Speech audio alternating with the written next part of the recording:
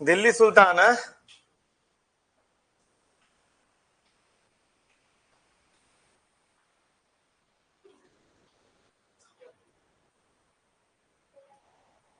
चलो, thank you. Hello, focus करो। हाँ, कैमरामैन फोकस करो। ठीक, थैंक यू। देखते हैं आज हमारा टारगेट कहाँ तक रहेगा। रजिया सुल्तान तक रखते हैं, बलबन पहुंचेंगे ज्यादा हो जाएगा। हाँ, जहां रजिया सुल्तान खत्म हो गया, चाहे वो 1 घंटे में खत्म हुआ हो, उसको वहीं बंद कर देंगे। आज हमारा टारगेट क्या है? रजिया सुल्तान तक पहुंचना। अच्छा, रजिया सुल्तान थी या सुल्ताना थी? रजिया तो सुल्तान थी। सुल्ताना सुल्तान की वाइफ को कहते हैं। तो वो सुल्तान थी, वो सुल्ताना नहीं थी।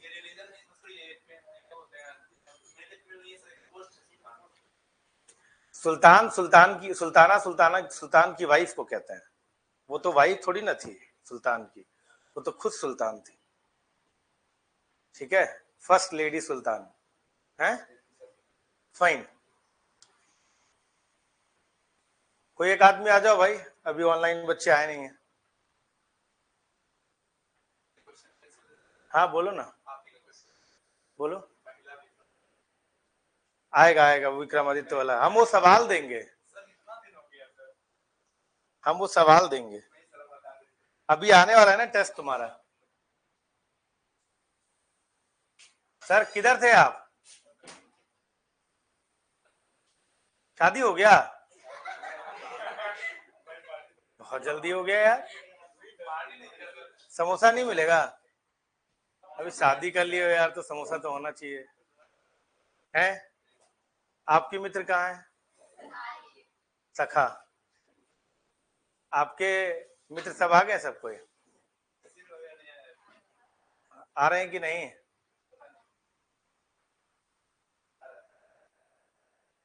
अच्छा, ये इनके मित्र हैं।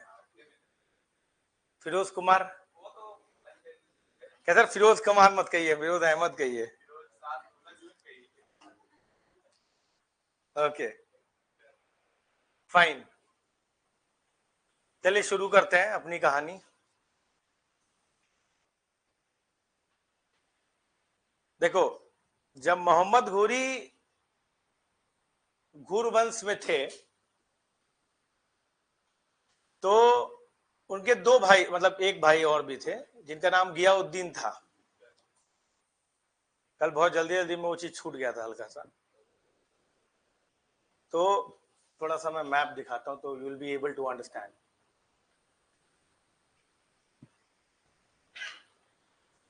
ये मैप,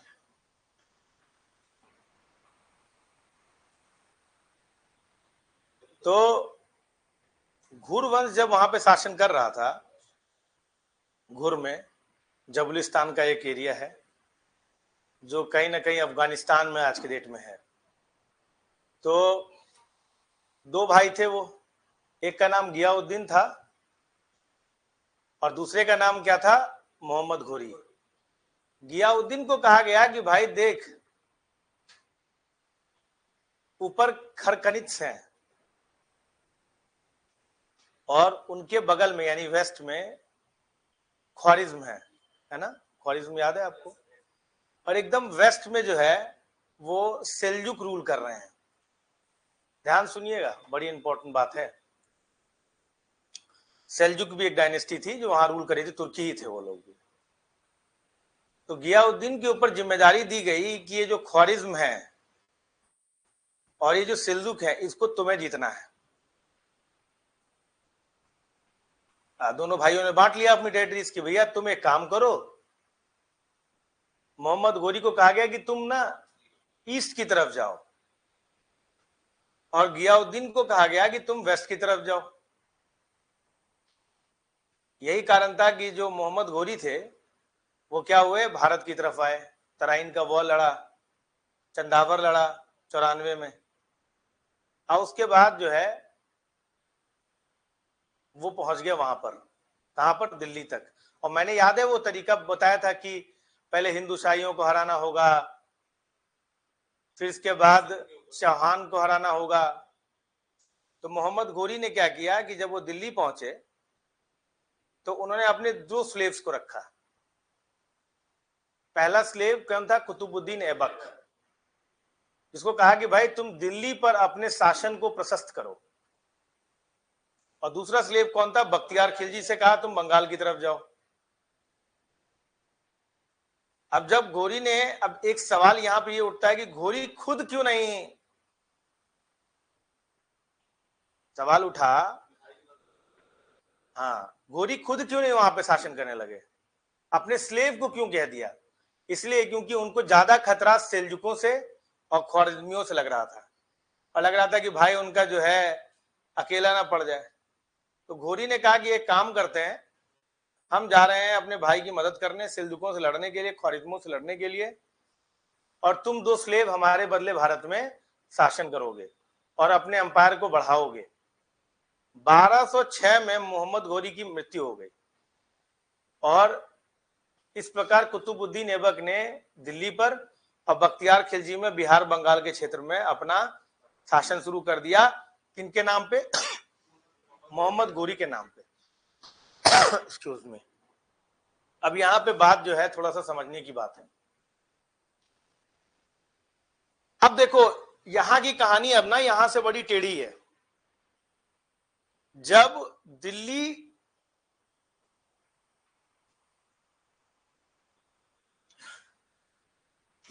के क्षेत्र में कुतुबुद्दीन ऐबक थे, और उनको कहा गया कि घोरी के बदले आप एज ए स्लेव काम करेंगे। यहां पर बात को समझने की कोशिश कीजिएगा।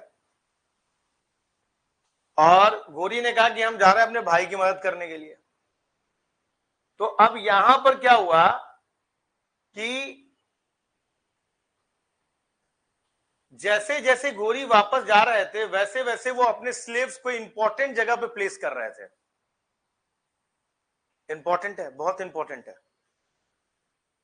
तो आपको पता है बिहार बंगाल में किसको किया गया और दिल्ली में किसको किया गया। सिमिलरली ये क्षेत्र पर भी उनको अपने स्लेव को रखना था, क्योंकि अगर ये क्षेत्र मजबूत नहीं होगा तो कल के डेट में गुर हार भी जाए तो फिर वहां से सेल्जुक और करखनिस वगैरह जो है भारत में एंटर कर सकते हैं। तो उन्होंने 2 और स्लेव को जो है प्लेस किया। पहला स्लेव जो था वो ये इस जगह पे प्लेस किया गया, पंजाब के क्षेत्र में, घुर के क्षेत्र में। यहां पे घुर था ना, घुर के क्षेत्र में एक स्लेव को प्लेस किया गया। उसका नाम था तजुद्दीन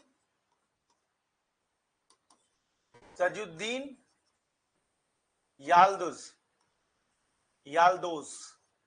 क्या नाम था? तजुद्दीन याल्दोज। समझ में आ गया? दूसरे स्लेव का नाम था जो कि सिंध और मुल्तान के बेल्ट में रूल कर रहे थे, उसका नाम क्या था? नसरुद्दीन कबाचा।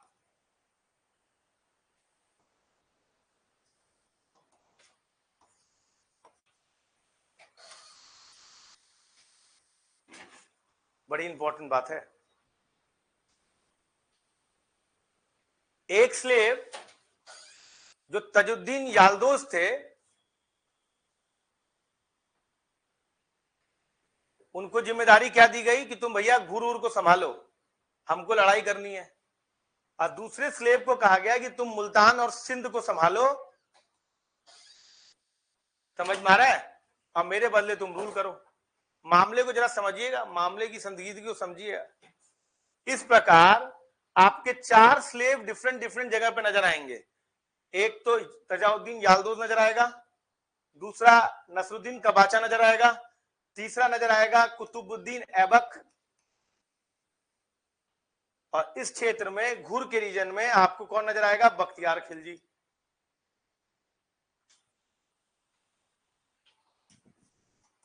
यानी कि घुर के 4 जो हैं, 4 स्लेव हैं जो इंपॉर्टेंट है।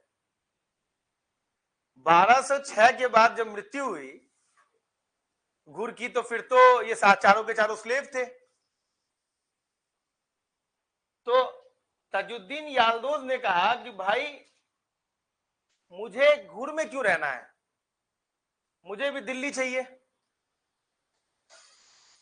क्योंकि घुर जो था मोहम्मद घोरी का एक बहुत इंपॉर्टेंट सीट ऑफ पावर था। जरा मामले को समझिएगा, सेटल डाउन फास्ट।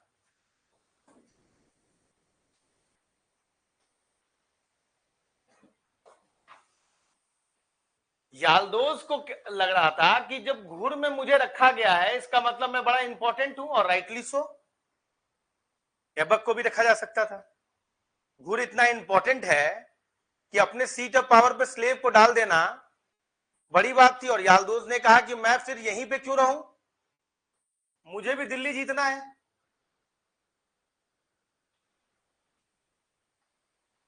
और कबाचा कह रहा है, नसरुद्दीन कबाचा, कि भैया मुझे पंजाब जीतना है, क्योंकि इसको भी गजनी वाली याद ताजा हो गया था कि अगर हमने पंजाब जीत लिया तो पंजाब से दिल्ली भी जा सकते हैं और पंजाब से मुल्तान के रास्ते गुजरात भी जा सकते हैं, और जब मर्जी होगा लूट लेंगे। तो इसने नब्ज पकड़ रही थी गजनी वाली, कि गजनी ने तो यही काम किया था, पहले पंजाब जीता था, उसके बाद पंजाब के रास्ते दिल्ली पहुंचा था, और फिर सोमनाथ पे पहुंचा था। तो अगर मैं पंजाब जीत लूं तो दिल्ली जीतने की जरूरत ही नहीं है, वैसे जीत जाऊंगा मैं। तो ऐबक के सामने सबसे बड़ी समस्या उनके दो स्लेव्स थे, घुर के दो स्लेव्स। अरे भाई, जिस तरह से ऐबक स्लेव है उसी प्रकार याल्दोज भी स्लेव है, उसी प्रकार कबाचा भी स्लेव है।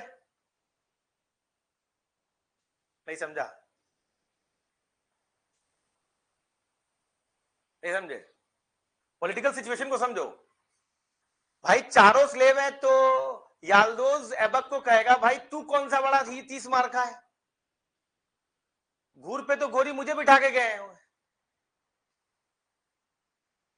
तो दिल्ली पर मेरा आक्रमण क्यों नहीं होना चाहिए, मेरा क्यों नहीं सल्तनत बैठना चाहिए। ऐबक ने कहा भाई घुर तो मुझे यहां पे देके गए हैं, तुमको कहा गया है कि तुम घुर में रहो, तो तुम कहां आ रहे हो यहां पर।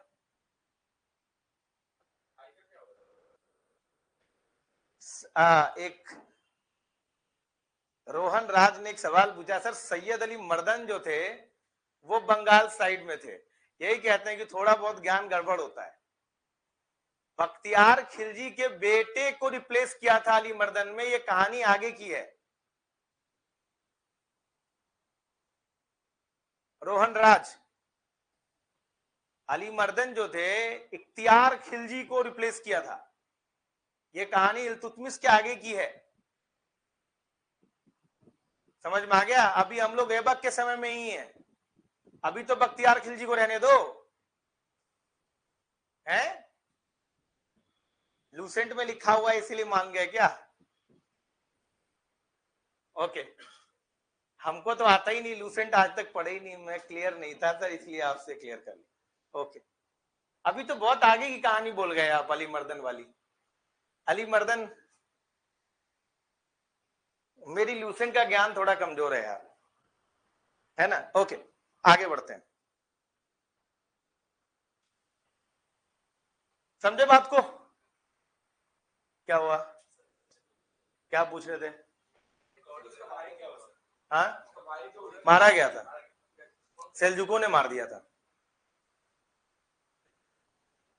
फिर ऐबक घुर भी मारे जाते हैं। अब इसके 4 स्लेव कह रहे हैं भाई दिल्ली पे हमें भी आना है, क्योंकि दिल्ली से मुझे सोमनाथ का रास्ता दिखाई दे रहा है, दिल्ली से काशी विश्वनाथ के मंदिर में लूट भी नजर आ रहा है ना, उज्जैन भी दिख रहा है। तो दिल्ली में जब खोआ है तो इस पहाड़ के हिंदू कुश की पहाड़ियों में क्या रखा है? दिल्ली जाओ, अपना सल्तनत एस्टैब्लिश करो।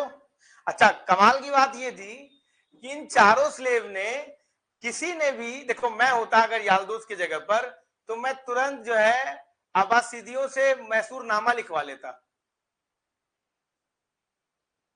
क्योंकि अरबियों के मैसूर नामे के बिना तो मुझे तो सुल्तान मानेंगे ही नहीं।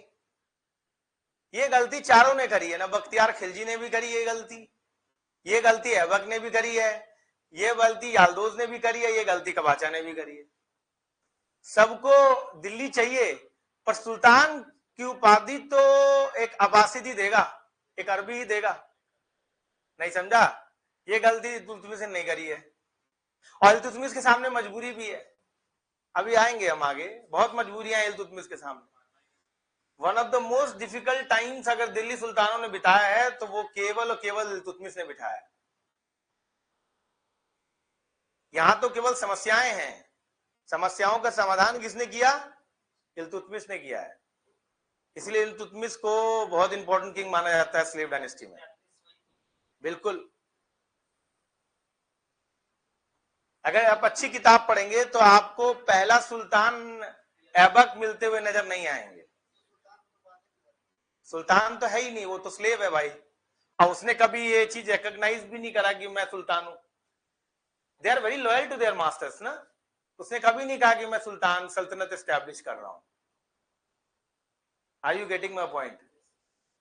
यहां पर ये मामले को आपको समझना होगा। अच्छा, शायद ये मजबूरी भी नहीं होगी ऐबक की कि जैसे वो सुल्तान बनाने को जाएगा वैसे ही याल्दोज, अबे जाएगा तो मैसूरनामा इसी के रास्ते से ना। याल्दोज कहेगा किधर जा रहा हो भाई, हमारे पास भी बहुत कुछ है, पावर है, सब कुछ है। अब इन दोनों पे नजर रखने के लिए दिल्ली से मुश्किल था। दिल्ली से ये दोनों अच्छी खासी दूरी पर थे। तो आप देखिएगा कि ऐबक अपना कैपिटल, जिसे आप दिल्ली सुल्तानों का कैपिटल बोलते हैं, वो दिल्ली नहीं है, इस वक्त लाहौर है। क्योंकि लाहौर से ही जो है याल्दोज पे भी नजर रखी जा सकती है और कबाचा पे भी नजर रखी जा सकती है। और कबाचा तो फिर भी कहते थे कि मुझे पंजाब जीतना है, याल्दोज तो कहते थे कि मुझे दिल्ली चाहिए।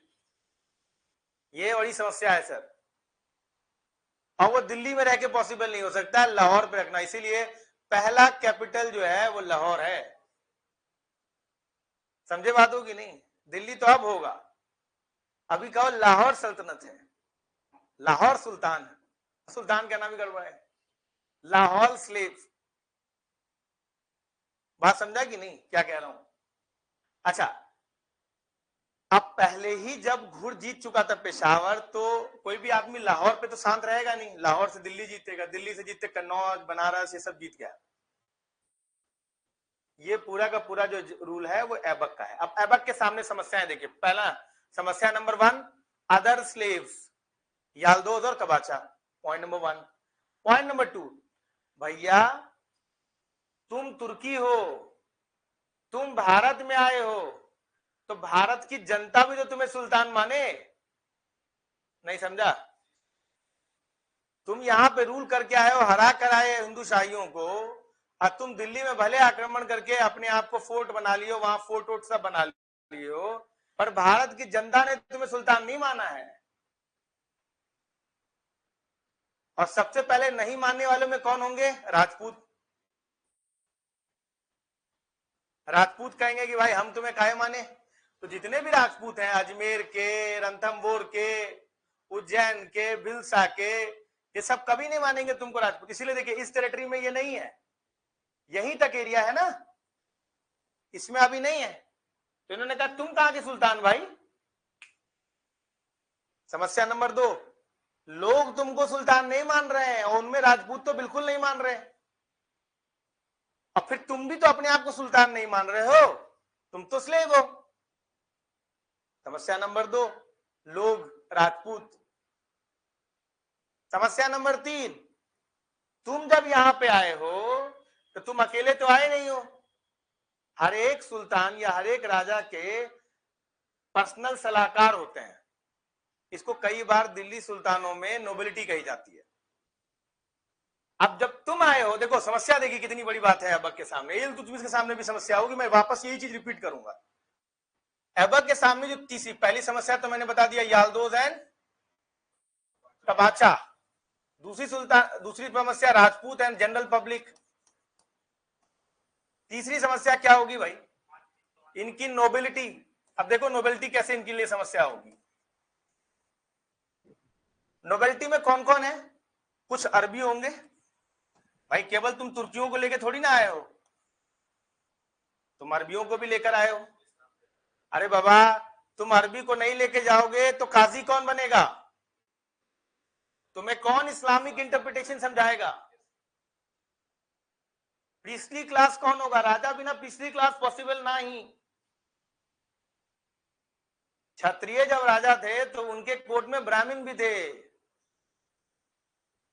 नहीं समझा?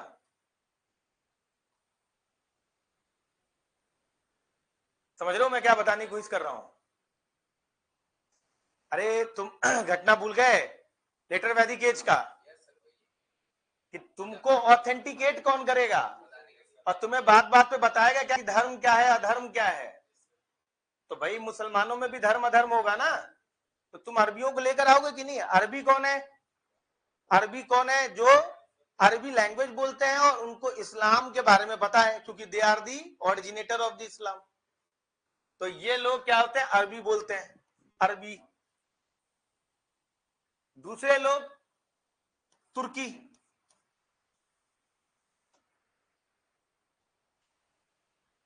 अब जो तुर्की होंगे वो उनके साथ लड़े होंगे जो जिहाद का नारा लेकर, खम्स नहीं तो जन्नत, वो भी तो लड़ने आए होंगे। अच्छा, ये जिस रीजन से आ रहे हैं वहां पे अफगानी भी हैं। घुर तो खुद अफगान में है यार, तो वहां तो कुछ अफगानी भी होंगे ना, जो कुछ बुद्धिस्ट होंगे लेटर ऑन कन्वर्टेड इनटू इस्लाम, तो अफगानी भी होंगे। समझे बातों की नहीं? तो ये ले भैया अफगानी भी आ गए।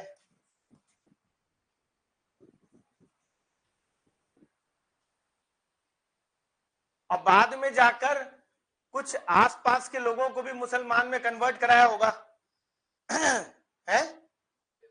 तो वो नए मुसलमान भी होंगे, तो कुछ लोग नए मुसलमान भी होंगे।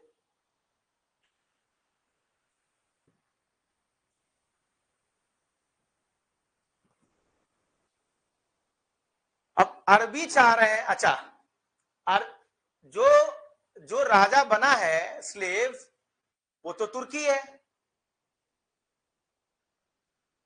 तो वो चाहेगा कि वो समझे बातों की नहीं? पर भले वो तुर्की है पर एडमिनिस्ट्रेशन वो फारसी लेकर आया है, और लैंग्वेज भी वो जो प्रमोट करना चाह रहा है वो फारसी है। समझे? तो एक और सेक्शन आ गया तुर्कियों से लेकर फारसी एडमिनिस्ट्रेशन।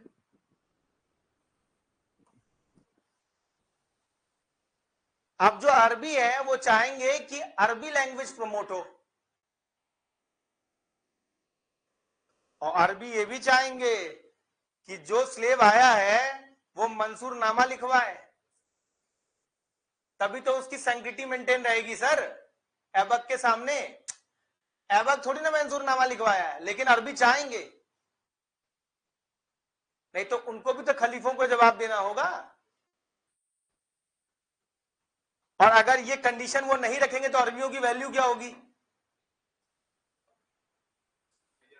अरबी तो यही कहेंगे ना भाई कि जब तक अरबियों से तुम मैसूरनामा नहीं लिखवाओगे सुल्तान बनना मुश्किल, तब तक तुम्हारा रूल जो होगा वो इलीगल माना जाएगा, इलेजिटिमेट माना जाएगा। और खलीफों के कारण अरबी की इज्जत है, और अरबी चाहेंगे कि चूंकि इस्लाम का जो प्रचार प्रसार है और इस्लाम का जन्म अरबी से लैंग्वेज में है, तो अरबी फैले। अच्छा, तुर्की तो तुर्की सुल्तान का सपोर्ट करे, और वो भी नहीं करेगा, कहेगा भाई तुर्की में मालिक क्यों नहीं सुल्तान बनेगा, एक कनीज एक स्लेव क्यों सुल्तान बनेगा? नहीं समझे? और तुर्की नोबेलिटी में कई लोग मालिक है। मालिक शब्द कैसे आया है? मालिक वो है जो फ्री है, मलिक कफूर। मालिक शब्द जो है वो कैसे आया है? कि मैं किसी का स्लेव नहीं हूं, तो मैं अपने नाम के आगे मालिक लगाऊंगा, तभी तो तुम मुझे मालिक समझोगे, तभी तो तुम समझोगे कि मैं किसी का स्लेव नहीं हूं।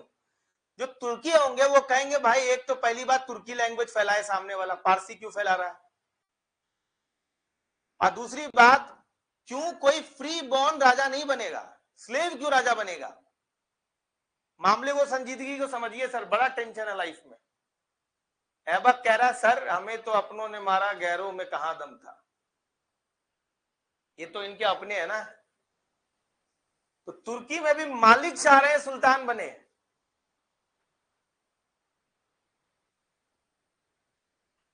नहीं समझा? ये स्लेव काहे को साझा बनेगा भाई? तो ये भी इनको टेंशन है। सामने अफगानी कह रहा है कि भैया हमने भी बड़ी लड़ाइयां लड़ी है, अफगानियों के लिए क्या, समझा? अब फारसी तो इस बात में खुश है कि एडमिनिस्ट्रेशन तो मेरे नाम पर है, और नए से मुसलमान क्या है, वो तो तुरंत तुरंत के मुसलमान बने। हमारे नेटिव लैंड में ये बाहर के लोग कहां से आ गए? अगर हिंदुस्तान है तो हमारा है, भले हम मुसलमान में कन्वर्ट हो गए हैं, पर रूल तो हमारा होना चाहिए। ऐबक में ऐबक को छोड़कर कोई भी आदमी ऐबक को सपोर्ट करने वाला नहीं है। यहां पर तुर्की भी सपोर्ट नहीं कर रहे हैं। काहे नहीं सपोर्ट कर रहे हैं? कह रहे तू तो स्लेव है, तू कब से सुल्तान हो गया बे? नहीं समझा? तो तीसरी प्रॉब्लम नोबिलिटी की है कि कई फ्रैक्शंस है, और ये प्रॉब्लम आपको दिल्ली सुल्तानों में ही नहीं रहेगा, ये मुगलों में भी प्रॉब्लम रहेगा। सारी पॉलिटिक्स आपको जो है ये नोबिलिटी के अराउंड घूमेगी। बाद में यही नोबिलिटी इतने पावरफुल हो जाएंगे कि राजा बनाने लगेंगे। लेटर मुगल्स में सैयद ब्रदर्स इसी नोबिलिटी का प्रोडक्ट है। नहीं समझे बात को? इस नोबिलिटी का ध्यान में रखिए हमेशा कि नोबिलिटी में अफगानी भी है, तुर्की भी है, तुरानी भी है, दुरानी भी है, अरबी भी है, फारसी भी है, सब है। अच्छा, नोबेलिटी के साथ एक और प्रॉब्लम है। नोबेलिटी कभी नहीं चाहिए कि राजा मजबूत हो, क्योंकि द मोमेंट राजा मजबूत हो जाएगा उसके बाद नोबेलिटी को पूछेगा कौन? तो हर नोबेलिटी चाहेगा, अरबी चाहेगा कि कोई आदमी काजी वाला हो, अरबी हो, जो राजा बन जाए। तुर्की चाहेंगे कि भाई मालिक तुर्की हो, कोई स्लेव ना हो। अफगानी चाहेंगे अफगानी राजा हो। समझा बात हो कि नहीं? तो ये एक नोबेलिटी की प्रॉब्लम है। अच्छा, नोबेलिटी जिसको सपोर्ट कर देगा और अगर वो राजा बन गया तब तो उसकी चांदी चांदी है, तब तो उसको क्या मिलेगा? बढ़िया बढ़िया पोस्ट, वजीर। अगर मैं नोबेलिटी हूं और मुझे लगता है कि मेरा राजा कोई कैंडिडेट बन जाएगा, तो डेफिनेटली अगर मैंने सपोर्ट कर दिया उसको और वो राजा बन भी गया, तो राजा जो है वो on the basis of gratitude मुझे अच्छा पोस्ट देगा कि नहीं देगा? नहीं, चांसेस नहीं लग रहा है क्या अच्छा पोस्ट मिलने के? अरे यही तो हुआ औरंगजेब में भी। बाद में जितने सुल्तान होंगे वही दिखाई देगा तुम्हें। जिसने औरंगजेब की सपोर्ट किया उसको बढ़िया बढ़िया पोस्ट मिला। अच्छा, ये चीज होगा आपका नोबेलिटी के साथ। एक और प्रॉब्लम है, अफगानी। तुम जो ये बख्तियार खिलजी देख रहे हो, ये भी कंटेस्ट करेगा कि अफगान शासन आगे तक बढ़े, वो भी दिल्ली तक जाए, काहे को बिहार बंगाल में रहे। समझे बातों की नहीं? हम भी कोई कम है क्या? अफगानी पठानी है, दो मुक्का मारेंगे ठीक हो जाओ। नहीं समझे? तो अफगानी भी चाह रहा है कि भाई दिल्ली को रिप्लेस करके अफगान शासन हो। ऐसा हुआ भी, शेरशाह सूरी, तिमुराइड को हटा के शेरशाह सूरी ने अपने आप को स्टैब्लिश किया है।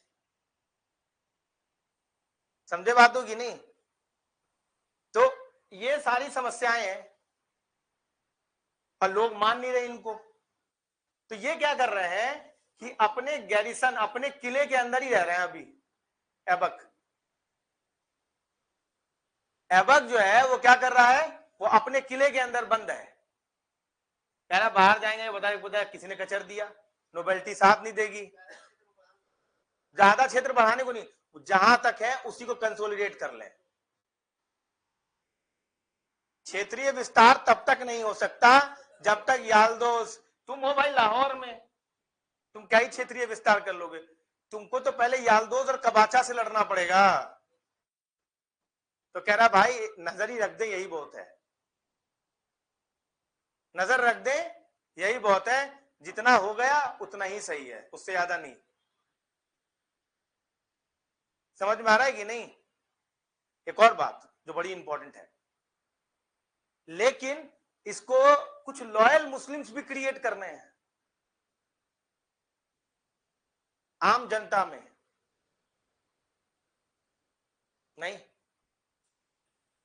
अगर हिंदू रहेंगे तो शासन को कभी भी उठा पटक किया जा सकता है, तो कुछ बैंड ऑफ मुस्लिम तो क्रिएट करना ही पड़ेगा। और बैंड ऑफ मुस्लिम तब तक क्रिएट नहीं कर किया जा सकता है जब तक कि हिंदू सीट ऑफ पावर या हिंदू सोशियो इकोनॉमिक टाइज को तोड़ा ना जाए। बात को समझिए। Think like an administrator, don't think like a common man. मंदिर तोड़वा दिया, थिंक लाइक एन एडमिनिस्ट्रेटर। मान लो तुम ऐबक हो 2 मिनट के लिए, अब तुमको पता है कि तुम जिस टेरिटरी पे रूल कर रहे हो, मेजॉरिटी नहीं 99% लोग या तो हिंदू है या बुद्ध है या जैन है, और तुमको पता है कि भैया कुछ तो मुसलमान बनाने पड़ेंगे। अब वो चाहे तलवार की नोक पर हो चाहे पुचकार के हो, नहीं तो भैया तुम्हारे तुम्हारे रूल को मानेगा कौन? थोड़ा तो डिवीजन क्रिएट करोगे ना सोसाइटी में। अब वो तब तक नहीं हो सकता जब तक एग्जिस्टिंग मंदिर तोड़े ना जाए। काहे? मंदिर केवल मंदिर नहीं है मेरे भाई, वो धर्म का केंद्र है। वहां पे लोग आते हैं, बात करते हैं, सोशियो इकोनॉमिक टाइज है, वहां पर आसपास में बाजार होता है, इकोनॉमिक एक्टिविटी होती है। जो मंदिर को तोड़ दिया तो इसका मतलब आपने उस जगह के सोशियो इकोनॉमिक टाइज को तोड़ दिया, और जो आपने उस तोड़कर मस्जिद बनवा दिया, तब तो बहुत ही अच्छी बात। तब तो कुछ लोग तो होंगे जो उस धर्म को मानने वाले होंगे, एक कुछ तो लोग बनेंगे, कुछ तो आपका समर्थन करेंगे, उसको कुछ को नोवेलिटी में डाल दो तो कहेंगे हाँ ठीक है ठीक है ठीक है, अब तुम रूल कर सकते हो। माजरे को समझिए। इसीलिए अब क्या करेगा, पहले तो भारत जीतने पर कहेगा एक मीनार खड़ा करते हैं, कुतुब मीनार की रचना शुरू कर दिया। कहा इसके आसपास जो मंदिर, अच्छा वो कौन सी जगह है, आसपास में मंदिर था, विष्णु मंदिर था, पहले कहते जैन था फिर बाद में विष्णु मंदिर था, वहां पे कुव्वत इस्लाम का मॉस्क है।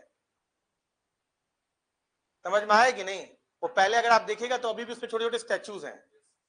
तो कहा यही वो जगह है दिल्ली में, पहले इसको तोड़वाओ, यहां पर मॉस्क बनवाओ और कुतुब मीनार की रचना करो, ताकि लगे कि इस्लामिक विक्ट्री हुआ इंडिया में। पहले सिंबॉलिक विक्ट्री, पहले खुद तो मानो कि तुम जीत चुके हो। समझे बात हो कि नहीं? 2.5 Din Ka Jhonpra, Ajmer is a major sitting hub.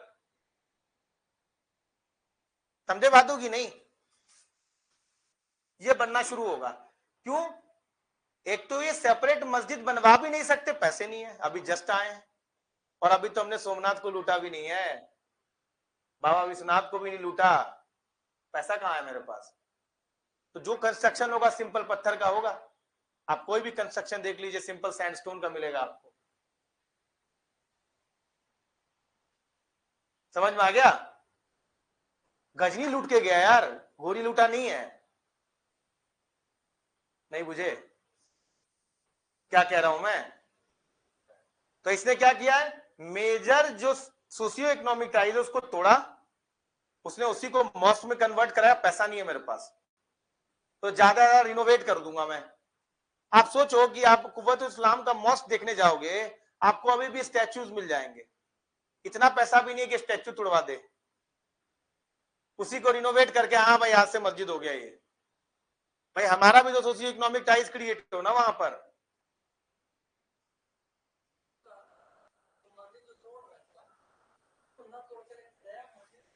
वही तो बोला, पैसा नहीं है।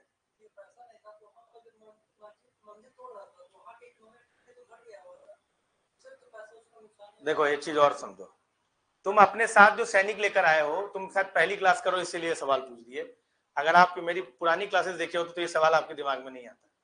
आप जो सैनिक लेकर आए हैं वो क्या कह के लेकर आए? पृथ्वीराज चौहान के पास 20,000 की आर्मी थी, आपके पास मात्र 1,500 की आर्मी थी, क्या कह कर लाए? जिहाद करने के नाम पे लेकर आए ना। आपने ये कहा कि बेटा जो लूटी हुई, अगर जीत गए तो लूटी हुई संपत्ति का 4/5 हिस्सा तुम्हारा, खम्स के नियम के हिसाब, 1/5 मेरा। समझा बातों की नहीं? और जो हार गए तो जन्नत मिलेगा, यानी विन विन सिचुएशन है। पृथ्वीराज चौहान की आर्मी जो लड़ रही है वो तो राजा के लिए लड़ रहा है, और उसकी जो आर्मी है वो धर्म के लिए लड़ रहा है कि भैया अगर जीत गए तो 4/5 मेरा, और हार गए तो जन्नत तो है ही। बात को समझिए। अब तुम कह रहे हो कि हम जिहाद के नाम पर गए हैं और लड़ाई कर रहे हैं, और तुमने कोई मंदिर देखा, मंदिर को लूट लिया और उसको मंदिर को तुड़वाया नहीं, और तुमने सैनिकों को कहा है कि हमको जो है हिंदुस्तान को जो है दारुल इस्लाम बनाना है, तो सामने वाला तुमको सैनिक नहीं कहेगा कि एक नंबर का हिपोक्रेटिक आदमी है यार।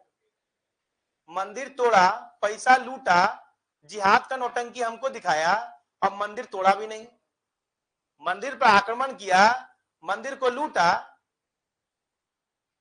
और हमको जिहाद धर्म के नाम पे लड़वा दिया, हम मंदिर तोड़ा भी नहीं। ये कौन सा इस्लामिक दारुल इस्लाम में क्रिएट करने की कोशिश की जा रही है भाई? अगली बार तुम जब जिहाद का नारा लगाओगे तो कोई सैनिक आएगा, कहेगा अबे तुम तो 2 कौड़ी के इंसान हो बे, तुम तो 1 नंबर के लालची हो। ये समस्या है। वो तोड़ेगा ही नहीं, कचर देगा पूरी तरीके से, कि अगली बार मोटिवेशन और मिले, और मंदिर लूटे जाए और मंदिर को तोड़वाया जाए। एक एडमिनिस्ट्रेटर की तरह सोचिए, कॉमन मैन की तरह नहीं कि मंदिर टूट रहा है। आप एडमिनिस्ट्रेटर होंगे, आप जब अपने सैनिकों को लेके जाएंगे तो आपको किससे आपके सैनिक मोटिवेट होंगे वो ध्यान में रखना है। हम औरंगजेब थोड़ो ना, हम अकबर हैं। नहीं समझा बात को? हमको अकबर की तरह सोचना है कि हम राजपूत को अपना जनरल बना के महाराणा प्रताप से लड़वा दे, एक हिंदू से लड़ रहा है। नहीं समझे? आप औरंगजेब थोड़ो ना है कि शिवाजी से दोस्ती करने के बजाय उसी से लड़ने लगी है। अगर औरंगजेब अकबर होता तो शिवाजी को क्या करता? कहता आइए आज आपको भगवान समझते हैं, आइए हमारी आर्मी में।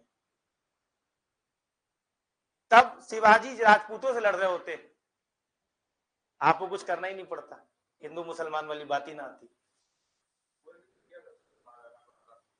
महाराणा प्रताप से लड़ने कौन गया था? कौन था वो? एक हिंदू था, लड़े। हिंदू मुस्लिम एंगल तो नहीं आया ना। यही तो कहता हूं मैं कि आप एक एडमिनिस्ट्रेटर की सोचिए, औरंगजेब की तरह नहीं। कॉमन मैन है औरंगजेब।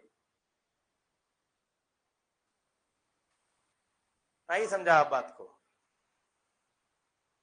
बात समझी? एट द बैक नहीं समझ में आया? समझ में आया? समझ में आया? अब समस्याएं समझ गए इसकी बात ऐबक का? हाँ, ऐबक के पास पैसा भी नहीं है कि मंदिर मस्जिद बनवा दे भैया। अभी अभी तो भारत में आए, लोग मान नहीं रहे, राजपूत अलग हमसे लड़ाई कर रहे हैं। बड़ी समस्या है। इन्हीं समस्याओं के बीच में आकस्मिक मृत्यु किनकी होती है? ऐबक की। कैसे? चौगम खेलते वक्त। समझ में आ रहा है? चौगम खेलते वक्त जो है, चौगम कहते हैं पोलो को, हॉर्स पोलो को।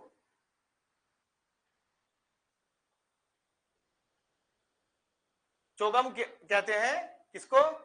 दोबारा से देखिए, ये देखिए, ये महरौली पिलर है, ये कुवत इस्लाम का मॉस्क का अपर साइड है। समझ में आ गया? ये चीज होगा। 12-10 में चौगम खेलते वक्त इनकी मृत्यु हो गई। ठीक, समझ में आ गया? अब वापस अपने मैप पे आते हैं। लेकिन अभी भी वो समस्याएं सब क्वाइट प्रिविलेंट है। 4 साल में तो ऐबक की डेथ हो गई। अब जब ऐबक की डेथ हो गई तो उनके बेटे भी थे, उनको कहा गया कि राजा बनाया जाएगा, सुल्तान, पर वो नहीं हुआ। इल्तुतमिश को राजा बनाया गया। अब राजा मेरा कहना मतलब समझ लो, अब सुल्तान बनाया गया। अभी सुल्तान है नहीं वो। इल्तुतमिश कौन है? इल्तुतमिश जो है वो ऐबक का गुलाम है। अबे याल्दोज ने तो फिर भी सह लिया कि चलो सामने वाला बंदा गुलाम है। जिस तरह से घोरी का गुलाम है, जैसे ये याल्दोज और तब पगला जाएगा जब देखेगा कि भाई अब तो इल्तुतमिश आ गया जो गुलाम का गुलाम है, कह रहा भाई हमारे सिर पे कांटे लगे हैं। पागलपन की हद देखिए याल्दो उसकी क्या रही होगी। और कबाचा सोच रहा है भाई कि हमारा पंजाब के अलावा हमको भारत में, हमको दिल्ली भी चाहिए। अब कुछ नहीं होगा भाई। मतलब जो समस्याएं ऐबक के सामने थी वो 1.5 गुनी बढ़ गई इल्तुतमिश के सामने। ऐबक तो फिर भी लाहौर तक अपनी बात को रख के चला गया कि भाई हाँ लाहौर पे नजर रखते हैं। याल्दोज और ऐबक भाई भाई, स्लेव स्लेव भाई भाई। अब जब इल्तुतमिश आया तो याल्दोज कह रहा भाई तुझे कैसे बना दिया बे, तुझे तो लड़ना पड़ेगा मुझसे। इल्तुतमिश को मैं मानता हूं कि is a man of brain. अब देखो इल्तुतमिश क्या करेगा। इल्तुतमिश कहेगा कि यार पहले इंटरनल प्रॉब्लम से देख, मतलब कि झेल वो करेंगे, तब याल्दोज और कबाचा से बात करेंगे। सबसे पहली प्रॉब्लम इनके साथ सामने है राजपूत। राजपूत वो राजपूत जो अभी इल्तुतमिश की बात सुन ही नहीं रहे, मान ही नहीं रहे। समझे बातों की नहीं, सुल्तान मानने को तैयार नहीं है। तो कहा चलो भाई दो दो हाथ हो जाए। तो तो इसने क्या किया, रणथंभौर पर अटैक किया, रणथंभौर को जीता। इसने अजमेर पर अटैक किया, अजमेर को जीता। इसने उज्जैन पर अटैक किया, उज्जैन को जीता। इसने भिलसा पर अटैक किया, भिलसा जीता। इसने प्रयाग पर अटैक किया, प्रयाग जीता। इसने ग्वालियर पर अटैक किया, ग्वालियर। सारे राजपूत हैं ये सब। समझे बातों की नहीं। यहां पर गौर पर अटैक किया, गौर को जीता। वो थोड़ा सा सबड्यू करवाया, इसने कहा अफगान तुम यहीं पर रहो पर अभी अटैक करने का नहीं। इंटरनल प्रॉब्लम पे अटैक करके इसने जीता, राजपूतों को जीत लिया। अब आया कि भाई ऐसा है कि जब देखा कि ये जो अपने टेरिटरीज को एक्सपैंड कर रहा है, कौन, इल्तुतमिश, तो बोला कि इससे पहले कि ये बहुत पावरफुल हो जाए, याल्दोज और कवाचा दोनों ने क्या कर दिया, इल्तुतमिश पे अटैक कर दिया।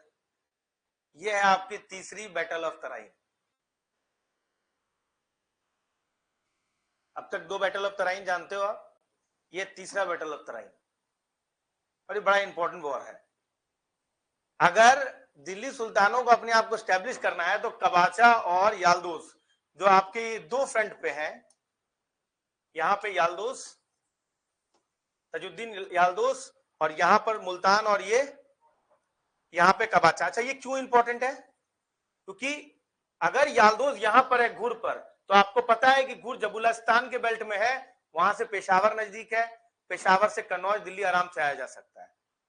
कबाचा क्यों इंपॉर्टेंट है, क्योंकि मुल्तान के रास्ते से भी दिल्ली का रास्ता पड़ता है। एक और इंपॉर्टेंट बात इसलिए है क्योंकि यहां पर एक बोमल पास है जो कि यहां से आपको सीधे कहां पहुंचा देता है, गुजरात। समझे बात होगी नहीं। तीसरी बैटल ऑफ तराइन हुई, पहले याल्दोज को मारा गया, एक्सिक्यूट किया गया। वो भी किसने किया, इल्तुतमिश ने। और फिर कबाचा को क्या किया गया, एक्सिक्यूट किया गया। और इस तरीके से अपना पूरा नॉर्थ वेस्टर्न फ्रंटियर फ्री कर लिया इसने। तो ये तो हो गया इंटरनल और एक्सटर्नल प्रॉब्लम को दूर करना। याल्दोज गए, कबाचा गए, राजपूतों को उन्होंने सबड्यू कर दिया। अब हो गया हमारे इंटरनल प्रॉब्लम्स का क्या।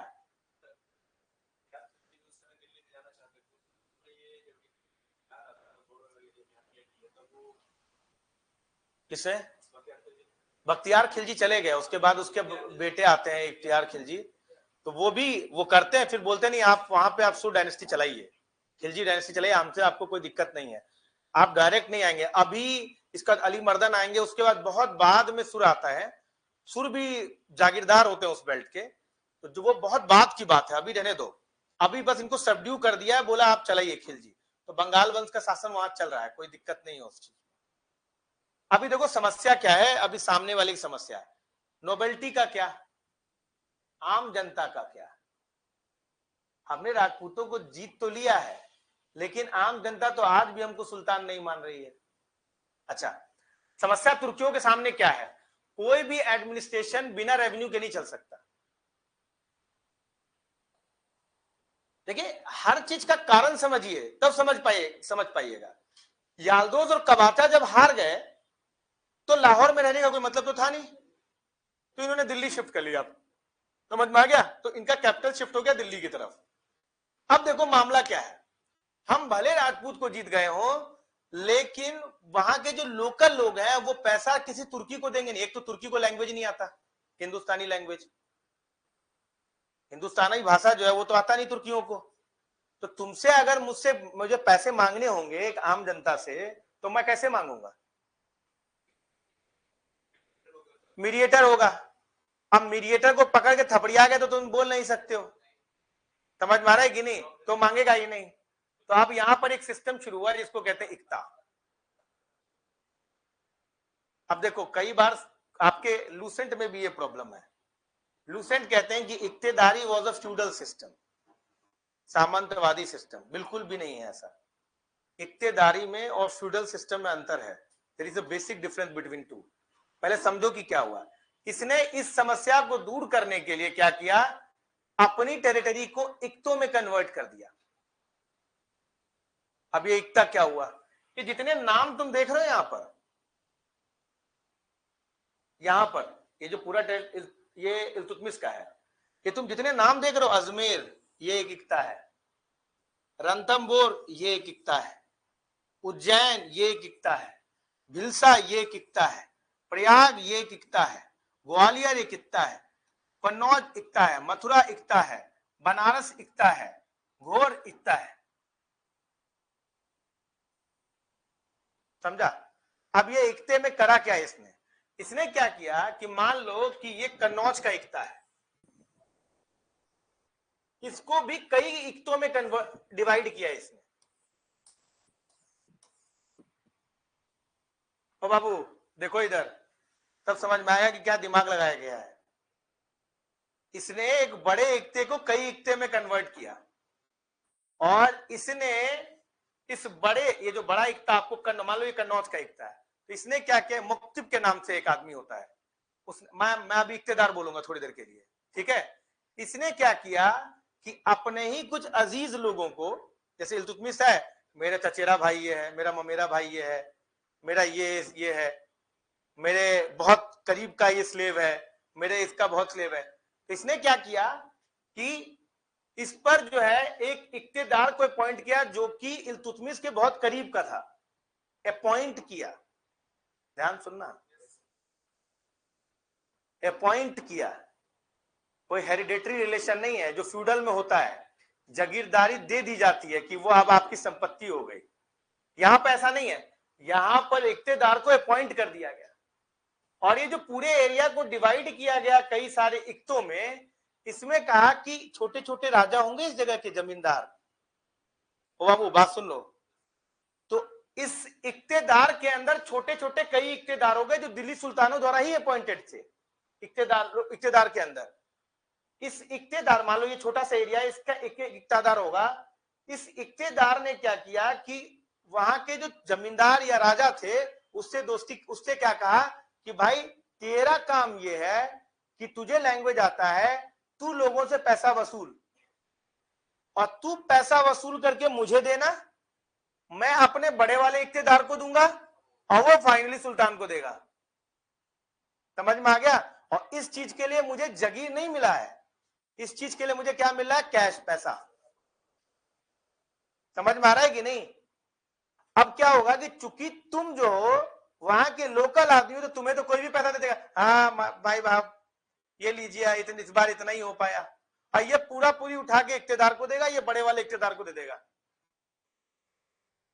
समझा बात हो कि नहीं? और फाइनली दिल्ली सुल्तानों को, इन इक्तेदारों को ये भी जिम्मेदारी दी जाती थी कि तुम्हें सैलरी के बदले थोड़ा बहुत आर्मी भी रखना होगा।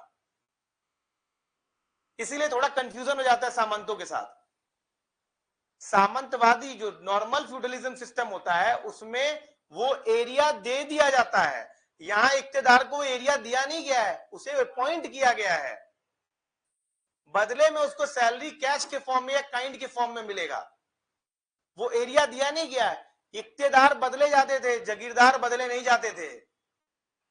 समझ में आ गया? थोड़ा अंतर समझो फ्यूडलिज्म में। जागीरदार को अपॉइंट नहीं किया था, वो जमीन दे दिया जाता था। यहां पर इख्तियारों को अपॉइंट किया जाता। There is a difference. आप में लिखा हुआ है कि a type of feudal system introduced by Iltutmish, आपके उसमें देखिए आपके लूसेंट में। जब भी आप एनसीईआरटी पढ़ेंगे तो उसमें आपको ये डिफरेंस क्लियर होगा कि इख्तियारी और फ्यूडल सिस्टम में क्या अंतर है। ये दिखता है सामंतवादी फ्यूडल जैसा, पर ये एक्चुअली में फ्यूडल सिस्टम नहीं है। Feudal system is highly decentralized, इख्तियारी इज हाईली सेंट्रलाइज्ड। नहीं समझा? ओ बाबू, इख्तियार और जागीरदार में अंतर समझ में आया? फ्यूडल सिस्टम इस तरीके से इल्तुतमिश ने हाईली सेंट्रलाइज सिस्टम की शुरुआत करी, और हर्षवर्धन जिसने फ्यूडलिज्म को पीक पे ले गया, उसने हाईली डिसेंट्रलाइज सिस्टम की शुरुआत करी। यही कारण था कि बाद में जाकर पूरा गुर्जारा पतियारा डिसइंटीग्रेट होकर हाईली डिसेंट्रलाइज राजपूत शुरू होते हैं। पर यहां पर ऐसा कुछ भी नहीं है। कभी आपने सुना है कि इल्तुतमिश मरने के बाद कई सारी डायनेस्टी स्टैब्लिश हो गई? सुना आपने? रजिया सुल्ताना आई, कई सारी डायनेस्टी स्टार्ट हो गई? नहीं, वहां पर इख्तियार अपॉइंट किए जाते थे। समझ में आया? तो रेवेन्यू और एडमिनिस्ट्रेशन की प्रॉब्लम को दूर करने के लिए इसने क्या स्टार्ट किया? इख्तियारी। नहीं समझ में आया? ये बात किस किस को क्लियर हो गया? द डिफरेंस बिटवीन इख्तियार एंड दी फ्यूडल लॉर्ड्स। किसको समझ में नहीं आया? I am more interested in that. बताइए कौन है भैया? अगर ये अंतर नहीं समझोगे तो कई बार इख्तियारी सुनाई देगा तुमको। कोई ऐसा है जिसे इख्तियार समझ में ना आया हो? अरे भाई, मैंने तुमको अपॉइंट किया, उस जगह को देखो, तुम नहीं अच्छा काम करोगे, हटा देंगे। ये इख्तियार है। तुम्हारा काम क्या है? थोड़ा बहुत मिलिट्री स्टैब्लिश करना और पैसे मुझे देना, बस इतना ही काम है। और तुम खुद क्यों नहीं अपॉइंट हो जा रहे हो वहां पर? तुमको पैसा देगा कौन? जानता कौन है तुमको? नहीं समझा? अंग्रेज भी ऐसा करते हैं। अंग्रेज, कभी आपने सोचा कि जब बैटल ऑफ प्लासी लड़े तो नवाब जो है उन्होंने मीर कासिम को बनाया, मीर जाफर को बनाया। बाद में मीर कासिम जब डायरेक्ट क्यों नहीं रूल कर रहे थे वहां पे? खुद ही नवाब बना लेते हैं। मैं खुद नवाब हूं, रॉबर्ट क्लाइव खुद ही कह देता कि मैं नवाब हूं। हालांकि वो बोलता था कि मैं नवाब हूं, लेकिन नवाब बनाया नहीं उसने। उसका कारण यही था, दो कारण थे। एक तो लोकल आदमी लैंग्वेज जानता नहीं है, लोकल लैंग्वेज। और दूसरी प्रॉब्लम थी कि अगर वो खुद भी बन जाता तो सामने वाला फ्रेंच है, वो कहता बेटा तू पॉलिटिकल पावर स्टैब्लिश कर रहा है, तो डायरेक्टली तुम्हारा झगड़ा हो सकता था। यही काम इन्होंने भी किया। इन्होंने क्या किया भाई? पैसे से मतलब रखने का है, लोकल सीट ऑफ पावर को छेड़ने का नहीं है। अब क्या पता विद्रोह हो जाए, किस किस को संभाले? नहीं समझा जी? नहीं समझ में आ रहा ना? किसको समझ में ये बात नहीं आया? भाई, तुम किसी भी नेटिव जगह पे जाओगे रूल करने के लिए तो तुम खुद ही राजा बन जाओगे। बन जाओ, क्या प्रॉब्लम है? अगला वाला मानेगा नहीं तुमको राजा, तुमको बनना बन जाओ। खुद ही कहना राजा हूं मैं, जिले इलाही राजा कुमार आ रहे हैं, बोलो जय। केवल तुम ही जय बोलोगे, बाकी कोई नहीं बोलेगा। भाई, राजा के लिए ये भी बहुत इंपॉर्टेंट है कि प्रजा भी उसको राजा माने। नहीं समझा? अच्छा, ये हो गई उनको पैसे की समस्या को दूर करने का तरीका, इक्ता सिस्टम। अब इतना बड़ा रेवेन्यू है, अपॉइंटमेंट कर रहे हो, सिक्के होने चाहिए, पैसा कैसे दोगे? सोने का तुम्हारे पास है नहीं पैसा, अभी अभी तो आए, सोमनाथ लूटे भी नहीं, है कि नहीं? अब बंगाल और गुजरात दोनों तुम्हारे पक्ष में नहीं है, कहां के ट्रेड करोगे तुम? बंगाल जब मुश्किल से जीते हो तुम, बहुत बहुत दिन पे, बंगाल और गुजरात दोनों आएगा तब तो तुम मालदार बनोगे यार, मालदार पार्टी। गुजरात में तो गुजरात सल्तनत चल रहा है भैया। ये जीता, ये भी जीतोगे तब ना यार तुम्हारा ट्रेड इंटीग्रेट होगा और तुम लेके जाओगे, सिक्के मिलेंगे। अरबी ट्रेडर तुम्हें थोड़ी ना पैसा दे रहे हैं, अरबी ट्रेडर तो दे रहे हैं किसको? अब फॉर दैट मैटर अरबी खुद कमजोर हो चुके हैं आबासियत के समय में, तो सोना कहां से लाओगे तुम? तो बचा कुचा चांदी होगा है, और कॉपर होगा, कॉपर कॉइन्स पित्तल वाले। चांदी को क्या बोला गया? टंका। और कॉपर वाले कॉइन को जित्तल। क्यों करेंगे ये चीज? कि सैलरी दे सके तुम्हें। इक्तेदार पॉइंट कर रहे हैं ना। अच्छा, अगर ये फ्यूडलिज्म जैसा होता तो पैसे की जरूरत ही नहीं थी। अंतर समझ रहे हो क्या मैं बताने की कोशिश कर रहा हूं? हर्षवर्धन के समय में बहुत सिक्कों का नाम सुनते हो क्या? हैं? गुप्तों में सुनते हो तुम? हाँ, लेकिन तुमने हर्षवर्धन के समय में बहुत सिक्का नहीं। हर्षवर्धन का सिक्का बड़ा फेमस था भाई। उसने हुएन सैंग, एक तरफ हुएन सैंग और एक तरफ ये था। ऐसा तो नहीं सुनते ना तुम? है ही नहीं भाई, बहुत कम ट्रेड है। यहाँ पे क्या है? यहाँ पे सोना नहीं है, लेकिन कैश में बांटना है सैलरी। और हर्षवर्धन को जरूरत भी नहीं था, उसने तो जागीर बांट रखे थे। खुद ही कमा, थोड़ा हमको तो थोड़ा रखो तुम। इसने नहीं, इसने कहा नहीं, मुझे हाईली सेंट्रलाइज सिस्टम स्टैब्लिश करना है। और ये मजबूरी भी है, क्योंकि तुमको लोकल लोगों पे भरोसा नहीं है। तुम जिस जगह पे आए हो वहां मेजोरिटी ऑफ हिंदू और बुद्ध और जैन है, तुम मुसलमान हो, कभी भी विद्रोह हो सकता है। तो सब कुछ अपने हाथ में रखना चाहोगे तुम, इसीलिए इक्तेदारी है। कभी भी भूल कर भी फ्यूडल सिस्टम मत बोलना इसको। It is the biggest mistake. बहुत सारी किताबों में ऐसा लिखा हुआ है। समझ में आ गया कि नहीं? तो ये सिस्टम था। अब उसके सामने अगली समस्या क्या आई? अब अगली समस्या भैया, नोबेल्टी का क्या करे? नोबेल्टी जो अरबी है, वो सुल्तान स्लेव की बात क्यों माने? समझ में आया? तो अरबियों को खुश करने के लिए इसने कहा कि चलो भाई मंसूरनामा लेकर आओ। अब तो रास्ता भी खाली है, जाओ मंसूरनामा लिखवा के आओ, तब तो खुश हो जाओगे। अब्बासिदों ने पैसे के बदले मंसूरनामा दे भी दिया। अब ये स्लेव का स्लेव नहीं, अब दिल्ली सुल्तान हो गया। इसीलिए कई बार पहला दिल्ली सुल्तान जो है तुम को भी कह दिया जाता है। वैसे किताब में अगर यूपीएससी में आए तो ऐबक को ही मारना। अगर बोले कि पहला इफेक्टिव सुल्तान कौन था, तो मार देना इल्तुतमिश। वेरी डाइसी क्वेश्चन, समझे बात हो कि नहीं? पर रियल में पहला सुल्तान यही होंगे, क्योंकि इन्होंने मंसूरनामा पहले लिखवा लिया। अच्छा, तुर्की अभी भी इसको मान नहीं रहे। तुर्की के फैक्शन में अगर इनकी नोबेल्टी के फैक्शन हो, तो तुर्की अभी भी इनको मान नहीं रहा। भले इनने मंसूरनामा लिखवा, लेकिन स्लेव का स्लेव है ये। तो उसके अंदर जो मालिक होगा, मालिक समझ रहे हो कौन? इंडिपेंडेंट है। वो कहेगा हम में क्या बुराई है, हम भी मंसूरनामा लिखवा लेते, तुम ही कौन से बड़े हीरो हो। ऐबक को तो मान ही नहीं, तुम तो उसके भी स्लेव हो भाई। तो तुर्की अभी भी खासा खुश नहीं है। तुर्की चाहते तुर्की लैंग्वेज प्रमोट हो, ये सामने फारसी एडमिनिस्ट्रेशन ला रहा है। ये भी तुर्की के दुख का कारण था। समझ में आ गया? अफगानी कह रहे हैं कि भैया हमारे लिए तो कुछ है ही नहीं, हम तो फर्जी लड़ने आ गए। नए मुसलमान कह रहे भाई तुम तो हमारी जगह पर हो। कायदे से तो एक हिंदू, एक इंडियन आदमी को सुल्तान बनना चाहिए था, है? और पर्शियन क्या बोला है कि हाँ उसको कोई दिक्कत नहीं है, लेकिन उसको रह रहा है कि भाई एक कोई पर्शियन आदमी बनता तो अलग बात थी। हर आदमी चाह रहा है कि मेरे जगह का बनना चाहिए। कितना भी कुछ कर लो, लेकिन ये समझ में आ गया कि ये नोबेल्टी मेरा सपोर्ट कभी नहीं करेगी। तो इसने क्या किया कि कहा मैं स्लेव हूं, मुझे स्लेव पर भरोसा है। इसने कहा कि मेरे अपने स्लेव कौन कौन है जो मेरे लिए जान दे सकते हैं। और तुर्कियों में स्लेव का बड़ा इंपॉर्टेंस है। कह रहा है ये फालतू अरबी फारसी तुर्की, ये दो कौड़ी के लोग हैं। मैं कोई तुर्की स्लेव ढूंढता हूं जो मेरे लिए जान दे सकता है। अगर मैं ऐसे तुर्की स्लेव अपने चुन चुन के एक बना लूं, तो मुझे कोई फर्क नहीं पड़ता कि नोबेल्टी क्या रहे। इसने ऐसे 40 स्लेव ढूंढे। अब समझ में आ रहा है चहलगमी क्यों आया है?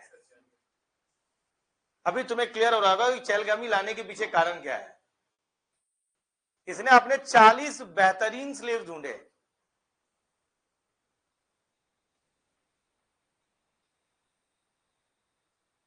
कि भैया मेरे बाद भी कोई अगर मान लो राजा बनता है, तो उसको ये 40 स्लेव मदद करते रहे। कल के डेट में ये फैक्शन में लड़ाई ना हो जाए अपने में, बाद में पता चलेगा कि यही लड़ने लग जाते हैं। तो उसने जो सिस्टम स्टार्ट किया उसको कहते हैं चहलगमी। समझ में आ रहा है? Nobel of 40 slaves. अब ये चहलगमी में जो 40 स्लेव थे सब तुर्की थे, समझे बात को? और ये स्लेव्स थे, इसका मतलब ये अपने मालिक के लिए जान दे सकते थे और जान ले भी सकते थे।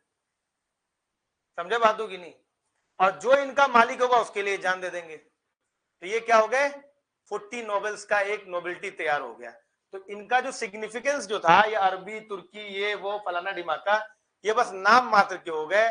जब भी इल्तुतमिश को कोई फैसला लेना होता था या कुछ करवाना होता था, इसी 40 नोबेलिटी को कहता था। ये समझ लो ऐसे कि जैसे काउंसिल ऑफ मिनिस्टर होता है, उसमें एक कैबिनेट होता है, समझ लो आप, वो 40 उसके कैबिनेट है। जो भी इंपॉर्टेंट डिसीजन होगा, इंपॉर्टेंट पोर्टफोलियो होगा, इन्हीं 40 नोबेलिटी को मिलेगा। चहलगमी system was started by Iltutmish and the reason is faction among the nobility in order to build trust. Clear है ये चीज? सिस्टम को समझ रहे हो? सिस्टम समझे कि नहीं? क्या क्या चीज किया है? तो अगर हम बोले कि दिल्ली सुल्तान को, ओहो क्या कर रहे हो, कर लो।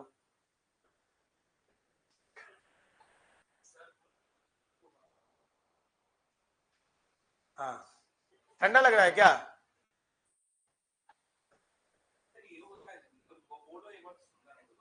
अच्छा, गुस्सा बढ़ गया, अभी झगड़ा करना है? होता रहता है, चलो कोई बात नहीं, अभी दोस्ती कर लेगा, बाद में जाकर कहेगा समोसा खाते हैं। कल तक झगड़ा कर रहे थे, मुक्का लात कर रहे थे, और भी दोस्ती हो गई, दोनों दोस्त हो गए, समोसा खाने लगे। अबे तुम्हारा तो कल झगड़ा हुआ था, कल की बात थी। ओके, अभी समझ में आया? नोबेलिटी समझ में आ गया ये चीज? तो इल्तुतमिश के सामने सारी समस्याओं का जड़ उसने निकाल दिया, समझ में आ गया।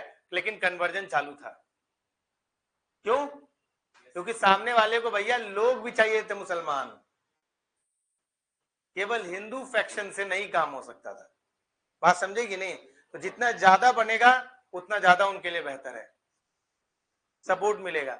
लेकिन भारत, तुम कितने ही कन्वर्ट करा लोगे, भारत में एक substantial amount of population Hindu है। बिना हिंदू सेंट्रिक पॉलिसी के आप कभी भी आगे बढ़ ही नहीं सकते थे। अफसोस की बात यह है कि ना ही दिल्ली सुल्तान और ना ही मुगल्स, कुछ राजाओं को छोड़कर, कोई भी इस बात को समझ ही नहीं पाया। यही कारण था कि ये बहुत दिनों तक टिक नहीं पाया। समझ में आया कि नहीं? कौन सा? नहीं नहीं, मैं इनकी बात, केवल इल्तुतमिश की बात नहीं कर रहा हूं, मैं आपको ओवरऑल बता रहा हूं। इल्तुतमिश तो रूल कर पाया क्योंकि इल्तुतमिश ने बहुत सारे रिफॉर्म्स किए अपने लिए, कि मैं अपने सामने क्या क्या कर पाऊं। अच्छा, अब देखो मामला क्या हुआ। इल्तुतमिश के बाद आते हैं, इल्तुतमिश जब डेथ हुआ, अब सुनो, ये सारी कहानी आपको मिलता कहां से है?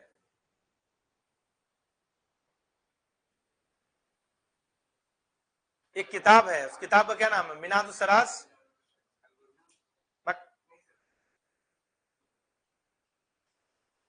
ये सारी घटनाओं के बारे में आपको जिक्र कहां से मिलता है? तबाकते नासरी, मिनाजुस सराज की कहानी है। ये एक्चुअली में नसरुद्दीन के कोर्ट में थे। इन्होंने इल्तुतमिश के साथ भी समय बिताया है, इन्होंने रजिया सुल्ताना के समय बिताया, और नसरुद्दीन के समय तो बिताया ही बिताया। जब तक बलबन नहीं आएंगे, सब के सब इल्तुतमिश के संतान है। अभी आएगा, अभी आएगा, बलबन आएगा, आने दो, अभी थोड़ा सा पहले रजिया सुल्ताना को सुल्तान बना देते हैं। अब देखो मामला क्या है, और मामले की संजीदगी को समझो। थोड़ा सा पीछे जाते हैं, इनकी डेथ कब हुई है? 1236 में डेथ हुई है।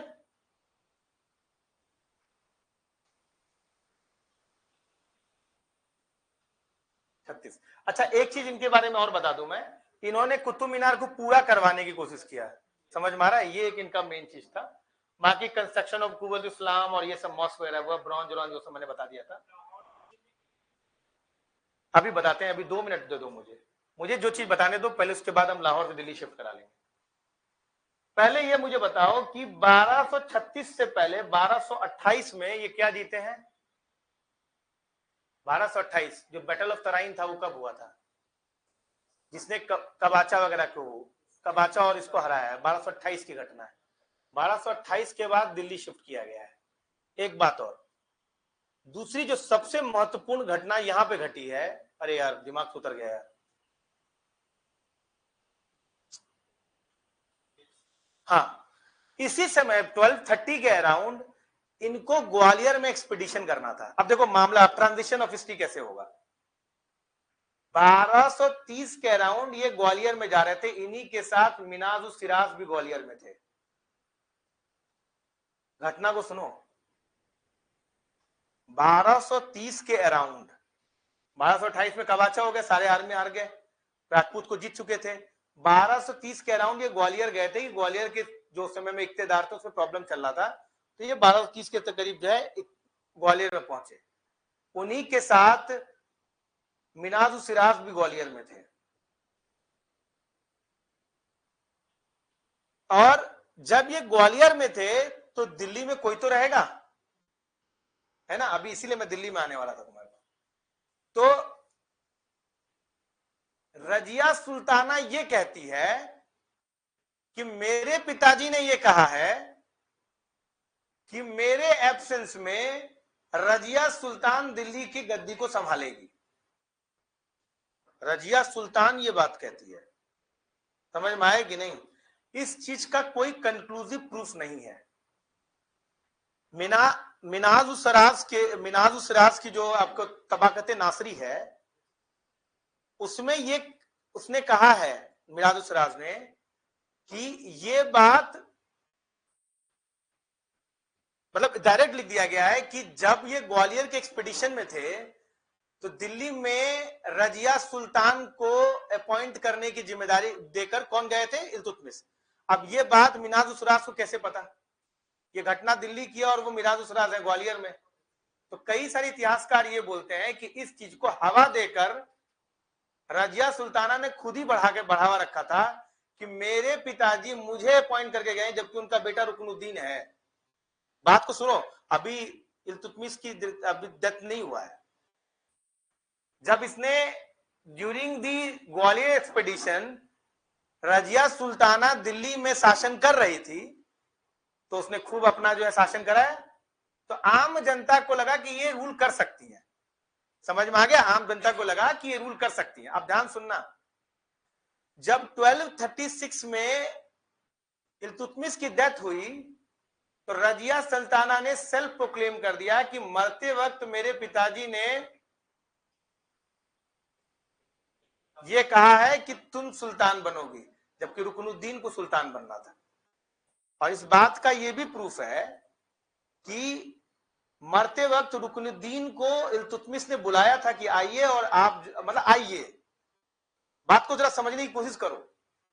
मिनाज सिराज ये कहते हैं अपनी किताब में कि रजिया सुल्ताना को आखिरी मरते वक्त इल्तुतमिश ने सुल्तान बनाया था। ये बात मिनाज सिराज को कैसे पता, जबकि वो तो ग्वालियर में है? और अगर ये बात सही होता तो रुकनुद्दीन को क्यों बुलाया गया, आराम बख्श को क्यों बुलाया गया? नहीं समझा बात को, क्या कह रहे हैं? समझ में आएगी नहीं? तो अच्छा, ये चीज समझ में आ गया। अब यहां पे दो कंटेंडर हैं, रुकनुद्दीन और रजिया सुल्तान। चहलगमी के अंदर जो लोग थे जितने, वो कभी भी नहीं चाहते थे कि लेडी सुल्तान जो है वो राजा बने, सुल्तान बने। जितने भी नोबेलिटी के लोग थे, अच्छा ऐसा नहीं था कि तुम नोबेलिटी की लॉयल्टी पे शक कर सकते हो, नहीं। ऐसा होता तो इल्तुतमिश के डेथ के होने के बाद कोई नोबेलिटी में से ही खड़ा हो जाता। और यहां तो तुर्की है, इनमें तो कोई भी सुल्तान बन सकता है। जब सुलेब का स्लिप सुल्तान बन सकता है, केवल मंजूर नामा ही तो लिखवाना पड़ेगा। तो तुम नॉयल्टी पे क्वेश्चन नहीं कर सकते हो इनके, चहलगमी के। बस अंतर यह है कि रजिया सुल्ताना को ये सुल्तान नहीं बनाया जाना चाहते थे, ये किसको बनाए जाते थे? रुकनुद्दीन को, जो इन्होंने किया भी 5-6 महीने के लिए इन्होंने बनाया भी इसको, लेकिन इसको डिस्पोज कर दिया क्योंकि रुकनुद्दीन उतना पावरफुल आदमी नहीं था। केवल नोबेल्टी के सपोर्ट होने से काम नहीं हो जाता। मिनाज-उस-सिराज ने अपनी किताब में यह भी लिखा है कि रजिया सुल्ताना को राजा दिल्ली के लोगों ने बनाया था। देखिएगा, आप किताब में लिखा होगा, made Sultan by the people of Delhi. अब कुछ इतिहासकार इस चीज को कंटेस्ट करते हैं। वो कहते हैं कि दिल्ली के, ऐसा कुछ इतिहासकार ये बोलते हैं कि दिल्ली में रजिया सुल्ताना ने एक बहुत बड़ा कांग्रीगेशन, एक मीटिंग करा था। उस मीटिंग में जिस तरीके से अपनी बात को रजिया सुल्ताना ने रखा था, इससे दिल्ली की जनता इंप्रेस हो गई और उन्होंने इनको सपोर्ट किया, इसीलिए ये सुल्तान बन गए। लेकिन कुछ इतिहासकार इस बात को भी रिफ्यूट करते हैं। वो कहते हैं कि नहीं, ये तलवार की नोक पर हुआ है, पावर शो करके हुआ है, किसी का कोई हृदय परिवर्तन नहीं हुआ है। फिलहाल रुकनुद्दीन को डिस्पोज कर रजिया सुल्ताना खुद सुल्तान बन गई। अब देखिए इसका प्रॉब्लम क्या हुआ। चहलगामी, जिसको तुम नोबेल्टी मान रहे हो, वो तुम्हारे पक्ष में नहीं है। क्यों पक्ष में नहीं है? क्योंकि तुम हाथी पे चलती हो, तुम घोड़े पे चलती हो, बिना नकाब जाती हो, अपना ऑर्डर देती हो, और किसी भी मैन को ये तो पसंद नहीं आएगा कि कोई लेडी सुल्तान उसको ऑर्डर दे। मैन का सेल्फ ईगो हर्ट हो जाएगा ना, है सर? चहलगामी में तो कोई स्त्री है नहीं। सुल्ताना अगर ये कहेगी कि भाई,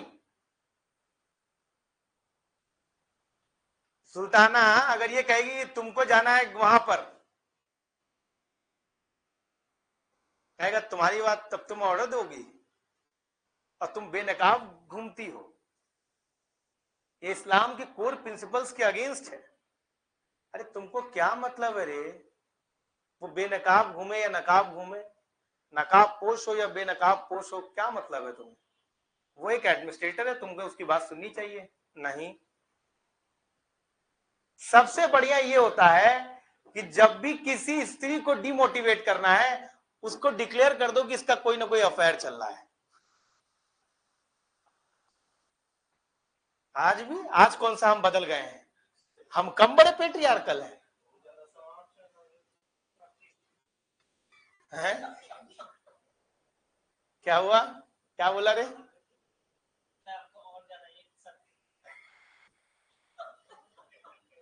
ये आपके अंदर का फितूर है ना।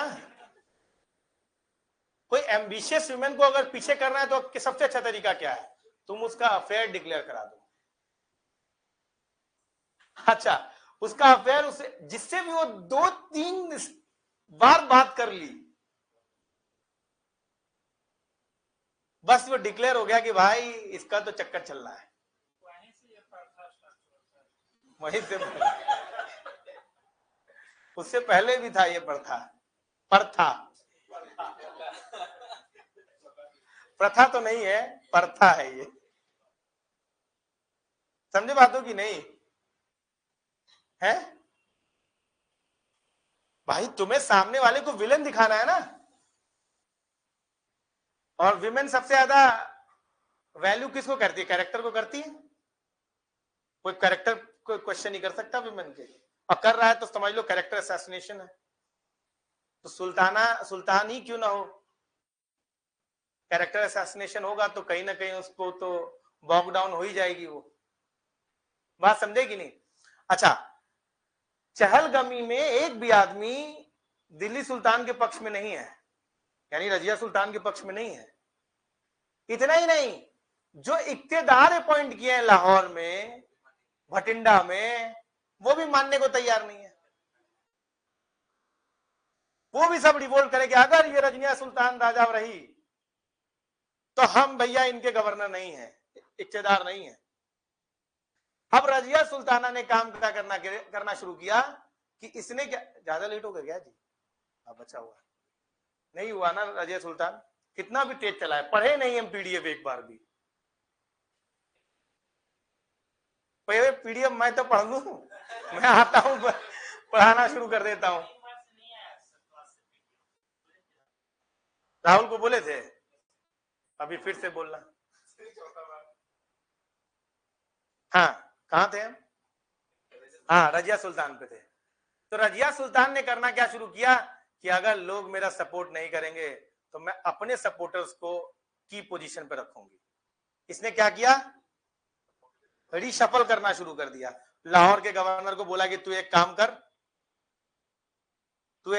मेरे कोर्ट के अंदर समान उमान की रक्षा करने के लिए तेरे को बैठा रहे हैं। अब सोचो यार, सामने वाला आदमी गवर्नर है किसी प्रोविंस का, उसको तुमने जो है मीरू समन बना दिया है। बठिंडा वाले को भी कहा कि तुम आओ, तुमको एक पोस्ट देते हैं, वो एकदम 2 कौड़ी का पोस्ट। समझ में आए कि नहीं? तो जहां का गवर्नर हो सब इनके अगेंस्ट प्रोटेस्ट कर दे। अच्छा, इनके कुछ करीबी स्लेव्स थे जिसको पकड़ के रखा था कि भैया तुमको हम रखते हैं और तुम मेरा सपोर्ट हमें सको। उन्हीं में से एक स्लेव है याकुत, जिसको लेकर आप लोगों ने बड़ा हल्ला मचा रखा है। समझे बातों की नहीं? रजिया सुल्ताना का अफेयर था याकुत के साथ। किताबों ने नहीं सर, ये हिस्ट्री में कहीं मतलब विवरण ही नहीं है इस चीज का। It is completely a fiction story. आप मुझे एक सोर्स बता दीजिए जिसमें इसके अफेयर के बारे में कंक्लूसिव प्रूफ हो, तो मैं आपकी बात मान लूं। मिनाज उस राज ने इस बात को लिखा ही नहीं है।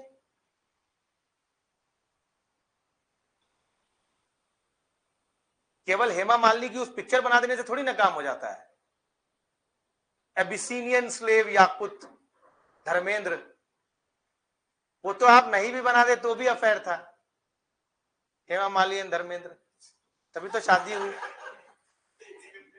उसमें आपने पिक्चर बना के कौन सा बड़ा काम कर दिया?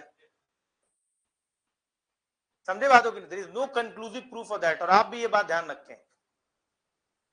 तो इसका बहुत ही क्लोज ये था। क्लोज क्या था? एक तरह का बॉडीगार्ड था। 7 स्लेव चलता था इनके। तो नहीं नहीं नहीं नहीं नहीं, नहीं। इसका अफेयर है इसके साथ। अच्छा, क्या हुआ कि भटिंडा का एक गवर्नर था जिसका नाम था अल्तुनिया, उसने रिवोल्ट कर दिया। अरे हम इनके अंदर रहेंगे क्या, हम नहीं रहना रजिया सुल्ताना के अंदर। कई रिवोल्ट को क्रश करने के लिए खुदे चल दी। अरे तुम किसी को भेज देते। पर दिक्कत क्या था कि लैक ऑफ ट्रस्ट इतना ज्यादा बढ़ गया था कि ये कुछ भी छोटा मोटा बात पर भी खुद ही चली जाती थी। तो ये याकूत और इसके साथ जो है ये भी जा रही थी। अच्छा, ये बात बहुत अच्छी तरीके से पता था कि जो इनकी चहलगमी है ये कॉन्स्पिरेसी रच रही है, इसको बीच में मारेंगे। ये बात रजिया सुल्ताना को पता था। तो ये जब अंतुनिया के साथ जीत लड़ने के लिए चली गई तो बाद में ये हार गई रजिया सुल्ताना, और इसको इन्होंने क्या किया, एज अ प्रिजनर जो है रजिया सुल्ताना को एज अ जेल में बंद कर दिया। तो इसने कहा कि भाई तुमको जेल में बंद करके क्या कर लोगे, क्या कर लोगे? हम भी कुमारे हैं, तुम भी कुमारे हो, शादी कर लेते हैं। तो भटिंडा के गवर्नर के साथ अल्तुनिया के साथ रजिया सुल्ताना ने शादी कर लिया। याकुत को मार दिया गया बीच, जब वो वापस आ रहे दिल्ली में, याकुत को मार दिया गया, और बीच में इनको भी जो है अल्तुनिया सहित मार दिया गया। समझ में आ गया? उसके बाद जो राजा बना वो आराम बख्श है। आराम बख्श के बाद नसरुद्दीन बनते राजा। नसरुद्दीन को जो है दारवेश किंग कहा जाता है। अब बड़ी बात को जरा सुनिएगा तो आपको समझ में आएगा क्या बात है। नसरुद्दीन जो है उन्हीं के कोर्ट में मिनाज-उस-सिराज थे, जिसलिए तबाकते नासरी लिखा गया है। नासरी शब्द है क्योंकि वो नसरुद्दीन के कोर्ट में है। अब बात को समझिए। इस समय में नसरुद्दीन को राजा जो बनाया गया, सुल्तान बनाया गया, उस समय में बलबन जो थे वो उस चहलगमी के मेंबर थे और हेड थे, और बलबन ने ही नसरुद्दीन को राजा बनाया था। और इसलिए बनाया था क्योंकि यह आदमी काजी आदमी था, फिलॉसफी करता था, जीवन में क्या रखा है, नमाज 5 वक्त पढ़ना चाहिए इंसान, इसी से दरवेश किंग के नाम से भी जानते हैं। तो एक कॉमन आदमी काजी बन जाए तो ठीक है, चलता है, लेकिन जब एक एडमिनिस्ट्रेटर काजी बन जाएगा, फिलॉसफी करने लगेगा, एक्सेसिव रिलीजियस होने लगेगा, तो प्रॉब्लम बढ़ जाता है।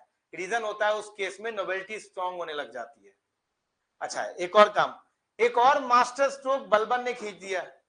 बलबन ने अपनी बेटी की शादी नसरुद्दीन से करवा दिया। अब तुर्कियों में यह है कि फादर इन लॉ का एक स्पेशल रिलेशन, तुर्कियों में क्या आज भी होता है, बीबी से खाना खाना है कि नहीं तुम्हें, हालात कम खाना हो तो फिर ये मानना शुरू कर दो। तो फादर इन लॉ के साथ बड़ा अच्छा रिलेशन रहता है, समझ में आ गया।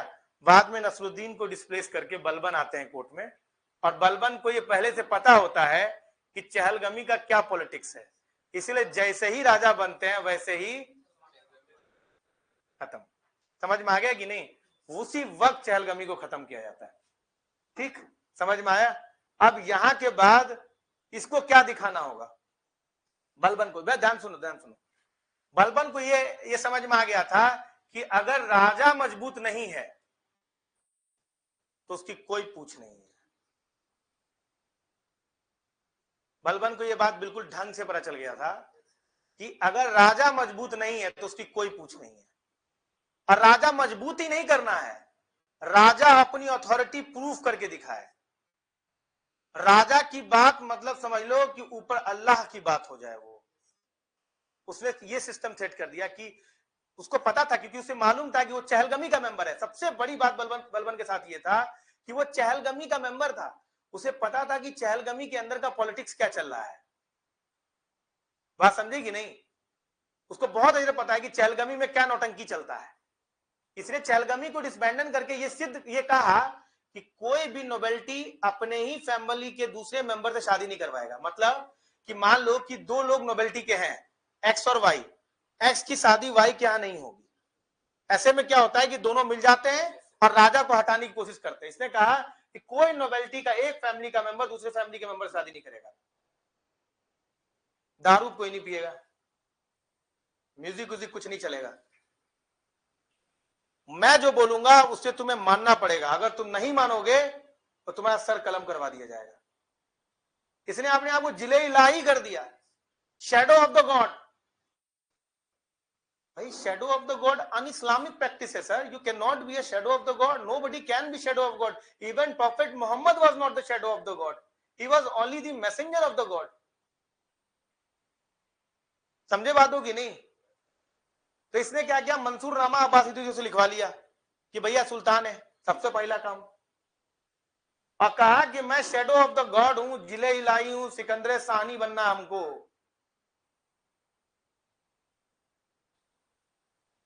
हमको कोई अरबी प्रैक्टिस नहीं चाहिए, क्योंकि अगर मैं अरबी प्रैक्टिस करूंगा तो shadow of the God declare नहीं हो सकता। मैं का सारा पर्शियन प्रैक्टिस फॉलो करूंगा मैं। नौरोज मनाओ तुम, नौरोज न्यू ईयर होता है, पर्शियन न्यू ईयर होता है। सिजदा पैबोस करवाऊंगा तुमसे मैं, तुम आओगे, मेरे पैर को तुम्हें सिर पे रखना पड़ेगा, मेरे हाथ को तुम्हें किस करना पड़ेगा, मेरे सामने तुम्हें झुकना पड़ेगा, सिजदा करना पड़ेगा। यह अन इस्लामिक प्रैक्टिस है। A Muslim can not offer सिजदा in front of any man, इसीलिए पैर छूने के रिवाज नहीं है इस्लाम में।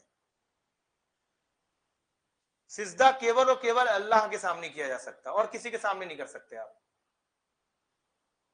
इसने अन इस्लामिक प्रैक्टिसेस फॉलो करवाए, कहा मेरी बात अगर माननी है तो तलवार की नोक पे मनवाऊंगा, लेकिन मेरी बात तुम्हें माननी पड़ेगी।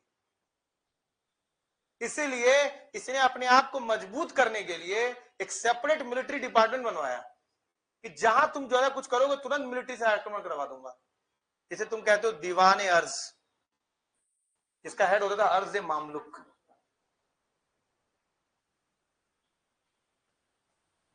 समझ में आया कि नहीं। सिजदा पैबोस करना होगा, क्योंकि उसे पता था कि अगर राजा वीक हो गया तो नोबेलिटी 2 मिनट के अंदर जो है उसको निकाल देगी। This is all for today, will be discussing this class later. एक और चीज मेरे दिमाग से उतर गया क्लास के बीच में, दी मंगोल अटैक। जब ये जो है, इतना ज्यादा कुछ होता है यार बताने के लिए ना, कि जब ये इल्तुतमिश होते हैं वहां पर, तो जब ये याल्दोज और कबाचा को हरा देते हैं, तो उस समय में ख्वारिज्म का एक रूलर होता है मकबरनी, याद है आपको? सिल्जुक और ख्वारिज्म मैंने बताया था। तो चंगेज खां का कहर था, मंगोली था वो। इसको कल करेंगे डिस्कस यार, मंगोल का आक्रमण के साथ। मंगोल के साथ तो बलबन भी लड़े हैं, बहुत कहानियां हैं यार, याद दिला देना, मैं बता दूंगा। Thank you.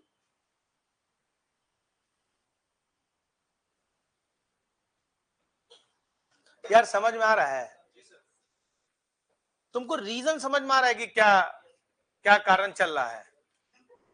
मेरा काम ये नहीं है कि तुमको फैक्ट बताना कि सिज्जा पे अपोज करवाएगी, सामने वाले को मेरे को ये जानना है कि ऐसा क्यों करवाया गया है, क्योंकि वो नोवेल्टी का पार्ट है, उसे पता है कि अंदर का पॉलिटिक्स क्या चलता है। Thank you.